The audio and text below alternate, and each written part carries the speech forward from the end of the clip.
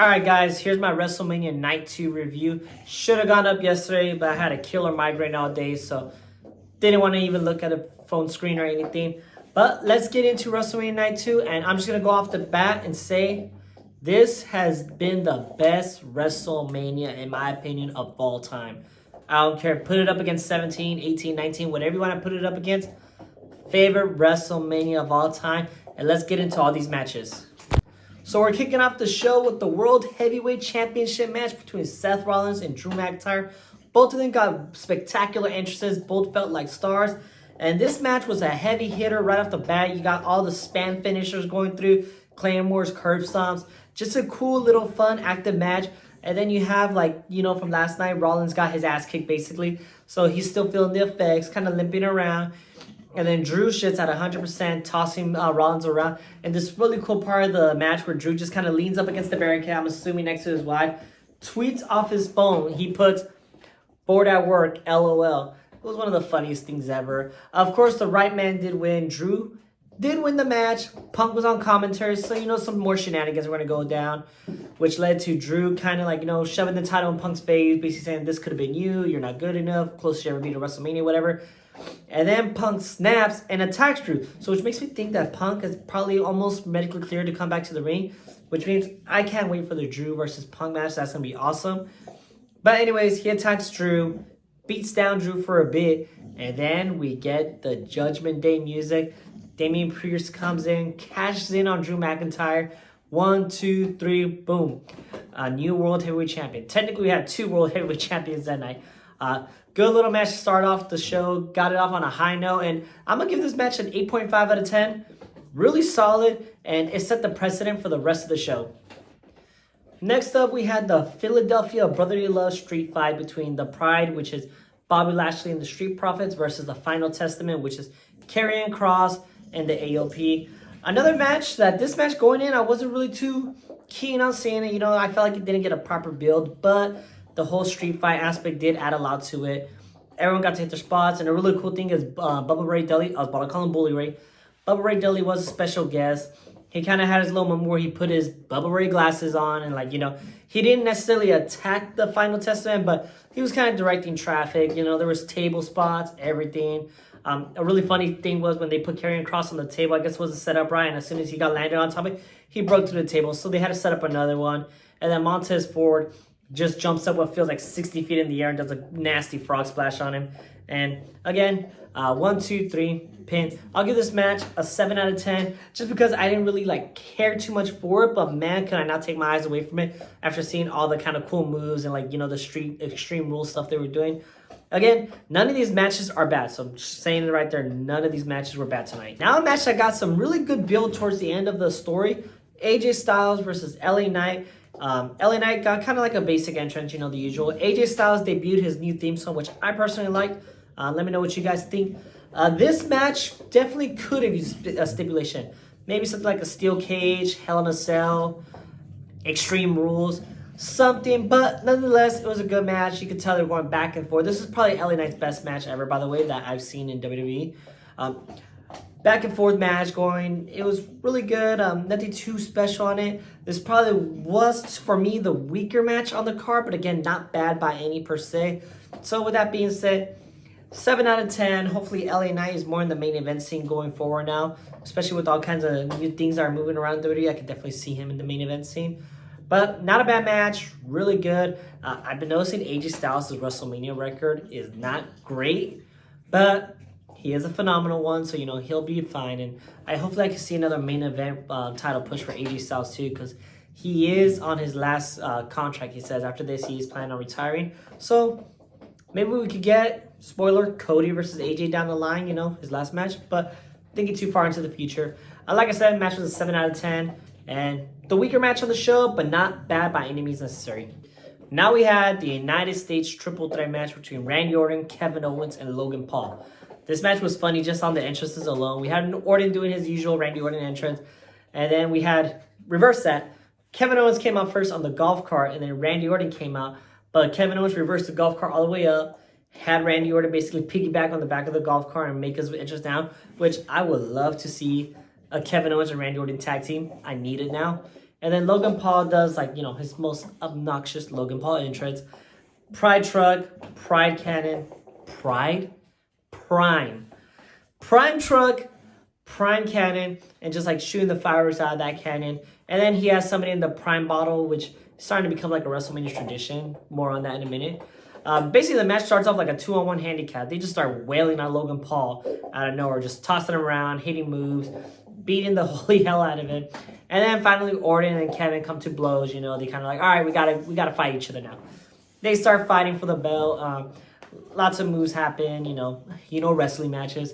And then one part was Randy Orton was setting up Logan for the punt kick. The one that Orton used to like basically murder people with. He was setting it up, and then the prime ball pulls out Logan from the ring. And sure enough, not KSI, it was I Show Speed. Which this man has like a craziest look on his face all the time. Just looks like he always smelled something bad, or just looks really funny. He's a funny dude. And then he starts barking at Orton. And then Orton like Spartan kicks him, launches him 20 feet back. I might have over-exaggerated, but launches him back. Hits an RKO on him on the table. He sells it really well, by the way. And, there goes I Show Speed. He's dead for the night. And then we go back to finish the match. And then it ends up with Logan Paul winning, shenanigans and whatnot. He took advantage. And yeah, Logan Paul retains the United States Championship. And I'm actually okay with this because I really do like Logan Paul as the champion. Just he brings out all kinds of people into wrestling that usually wouldn't be there. And is putting WWE more in the limelight more than they already are recently. So I think it's great. Logan Paul has been a great United States champion. And you know what? He's been a great wrestler. Like, he's been picking up the business so freaking seamlessly. Like, you would think this guy's a pro. But that match, 8.5 out of 10. Like I said, I'm rating all these matches really high, but these wrestling matches were so good. Like, you cannot top this WrestleMania compared to any other WrestleMania. Following match, we have Io Sky versus Bayley for the WWE Women's Championship. And man, oh man, can those women go. First of all, their entrances were awesome. Bayley had a whole new theme with an Egyptian walkout. Can't wait to see how many of those guys who were carrying her up end up becoming future world champions. We'll probably see them in the main event of WrestleMania like 5 years from now. Io Sky got her normal entrance, but just in that stage and like the lights and everything, it looks so cool. Like, Io Sky is severely underrated, and WWE needs to book her a lot better than they did. But tonight, can't complain about it, because they had one of the best matches of all WrestleMania weekend. Io was countering all of Bayley's moves, her Macho Man elbow, any move that you could think Bayley threw at her, Io had a counter to it. My favorite one was right when Bayley was hitting her finisher on Io. She counters it by like handstanding over it, and that was freaking cool. And then the match did eventually end with Bayley's finisher. I think it was called the Rose Plan or something. I could be wrong. I didn't pay attention. I'm sorry. But she hits her finisher, picks up the win. And yeah, this match was really good, especially like right before the main event. It's always kind of iffy trying to put it on a great match like that before a main event. But with this main event we're getting, it's understandable because this, we'll get into it. Let's grade the match first. I give this match a 9 out of 10. Really awesome women's match. Comparing it to last night, Night 1's women's match, I think this one was a lot better just on a whole pure wrestler standpoint. But give them all the credit. Bayley, I don't know where necessarily she goes next with their title. We'll have to wait and see what the draft holds because lots of things are going to get shaken up. But yeah, 9 out of 10 match right before the main event. Finally, the main event of WrestleMania.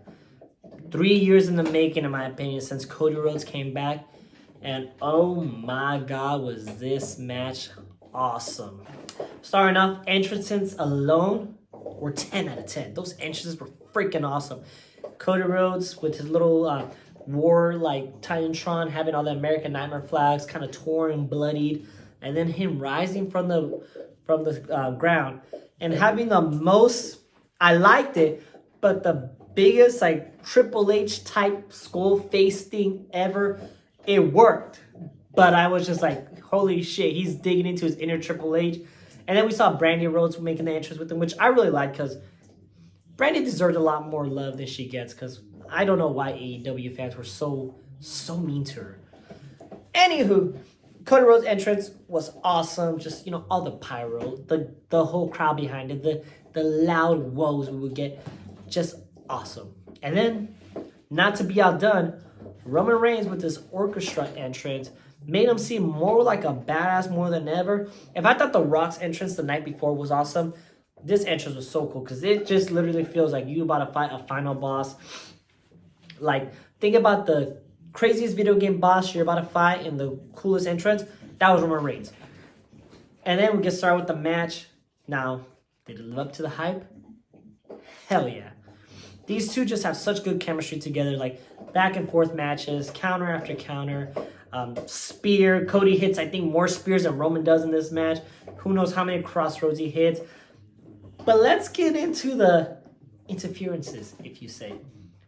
First bum who gets involved in the match, Jimmy Uso, gets involved, super kicks super kicks Cody, Roman spears, 1, 2, kick out. And then, he's going to beat up Cody again. And then we hear main event Jey Uso's music. And they have a little brawl. And I heard somebody say, like, their brawl was actually better than their match that they had before. Which is so true. This brawl was awesome. Ends with Jay spearing Jimmy off the platform from the stage, which was pretty freaking high, into 2 tables. I remember I was telling my fiance, I'm like, if they missed those 2 tables that were set up, they were probably going to be really fucking hurt. But thankfully, they landed on the tables. And then we continue with the match. And then here comes Solo Sikoa. And they basically did like the same callback to the year before. Samoan Spike when he was in the Crossroads. Then Roman pins him. 1, 2, kick out. And they do this craziest combination with like a spear and Samoan Spike. And I was thinking, okay, someone's going to interfere and break up this pin count. Because there's no way Cody can kick out of that. Someone's going to have to pull the ref or pull Roman out. No, 1, 2, kick out. And oh my God, Cody has all the resilience built up in the world today. Like, if you ever played WWE 2K, he has resilience meter all the way up because he's kicking out of everything. And then we get John Cena's music. So, Solo did take out Cena, so it makes sense for Cena to come out. Cena comes out, hits Solo out of the ring, attitude adjustment to Roman, gets out of the ring, attitude adjustment to Solo through the table. Again, this was an overbooked match in all the right ways. And then we hear The Rock's music. So I don't know if you guys noticed, Cena wasn't taking too many bumps either because, I think he does have the Peacemaker Season 2 coming up. So can't risk no injury. So face-to-face with The Rock. Badass. And then Rock Bottom. He gone. And right when Rock was about to start beating down Cody with the belt, we hear The Undertaker's thunk. Now, I feel like this spot was meant for Stone Cold. For one reason or another, they couldn't get it to work. But I would like to think that Undertaker's just been watching all this Bloodline crap for years, and he's like that old grumpy guy who finally said, screw it, I'm dealing it myself. So he chokeslams Rock, lights go out, everyone's gone except for Roman and Cody. Cody hits his super finisher, the Crossroads, 3 times. 1, 2, 3.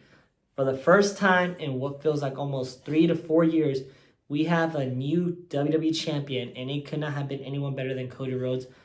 I'm a big Cody Rhodes fan. This was awesome. I jumped out of my couch, cheering, hurt my damn ankle cheering because I'm not that young no more. But it was just one of the coolest things and like one of the best feelings I've had watching WrestleMania because I've always been a wrestling fan, and like some matches do movie, like Jeff Hardy winning the WWE Championship for the first time. Rey Mysterio winning his world title in 2006, Daniel Bryan, just all these really good feel-good moments. And this one tops all of them just because, I become such a big Cody fan over the past few years. And like I said, could have been anybody better. This match was a 10 out of 10. Best WrestleMania I've ever seen. If you guys don't agree, that's fine. But it could not have been a better person to end Roman and to finish the story than Cody Rhodes, and I cannot wait to see what WWE does next. But anyways, guys, that's my review of WrestleMania 40. And I have night 1 up. Night 2 is now officially going to be up. Like, comment, subscribe, share this video. Again, I'm trying to build up my audience. Tomorrow I do plan on doing up some football content, so if you're interested in that, I'll be here.